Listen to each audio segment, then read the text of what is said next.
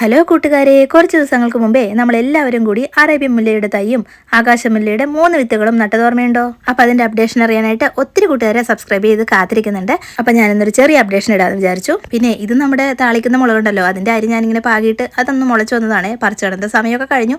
ഇപ്പതാ 4 തൈകളും കൂടി ഒറ്റ ഗ്രോ ബാഗിലേക്ക് മാറ്റി നട്ടതാണ്. പിടിച്ചു കിട്ടിയാൽ കൊള്ളാം. അപ്പതാ നോക്കിക്കേ, നമ്മുടെ അറേബ്യൻ മുല്ലയുടെ അവസ്ഥ ഇപ്പൊ കുറച്ച് ശോചനീയാണ്. ഇത് ഞാനൊരു 6 ദിവസം മുമ്പ് എടുക്കുന്ന വീഡിയോ ആണ് കേട്ടോ. ഇതിന്റെ ഇല കണ്ട് ഇങ്ങനെ മുരടിച്ചതായിട്ടിരിക്കുന്നത്, അത് വേറൊന്നും കൊണ്ടല്ല, ഒരു ചെറിയ പച്ചപ്പുഴു, തീരെ കുഞ്ഞു പുഴുവാണ് കേട്ടോ. അത് അവിടെ ഇരുന്നിരുന്ന് ഇങ്ങനെ ഇല തിന്ന് തീർക്കുമായിരുന്നു. അപ്പം അത് കണ്ട പാടെ ഞാനെടുത്ത് കഴിഞ്ഞാൽ കൊന്നു കളഞ്ഞു. അത് കഴിഞ്ഞിട്ടാണ് അപ്ഡേഷൻ ഇടണമല്ലോ എന്ന് ഓർത്തിട്ട് വീഡിയോ എടുത്തത്. ഈ തൈ നമ്മൾ വാങ്ങാൻ നേരത്തെ 6 ഇല ഉണ്ടായിരുന്നു കേട്ടോ. അതിൽ അവസാനത്തെ 2 ഇലയും വാടി പഴുത്തതാ പോയി.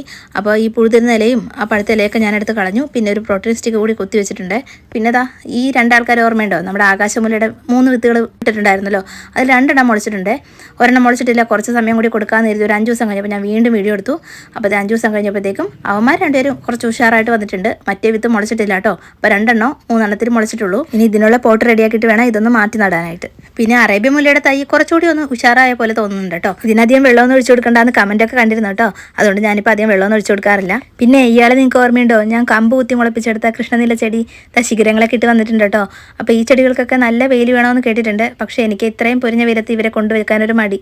അതുകൊണ്ട് ബാൽക്കണി തന്നെയാണ് കേട്ടോ ഞാൻ വെച്ചിരിക്കുന്നത്. എന്തായാലും ചെടികളെക്കുറിച്ച് കൂടുതൽ അറിയാവുന്നവരുണ്ടെങ്കിൽ ഒന്ന് പറയണേ നിങ്ങളുടെ അഭിപ്രായം. ഇപ്പോൾ തന്നെ വെയിലത്തോട്ട് മാറ്റണോ അല്ലെങ്കിൽ കുറച്ചുകൂടി കഴിഞ്ഞിട്ട് മാറ്റിയാൽ മതിയോ എന്നുള്ളത്. അപ്പോൾ ഇന്നത്തെ വീഡിയോ ഇത്രേ ഉള്ളൂ. ഇഷ്ടപ്പെട്ടാൽ ലൈക്ക് ചെയ്യാൻ മറക്കല്ലേ. ഇനി അടുത്തൊരു വീഡിയോയിൽ കാണും വരെ ബൈ ബൈ.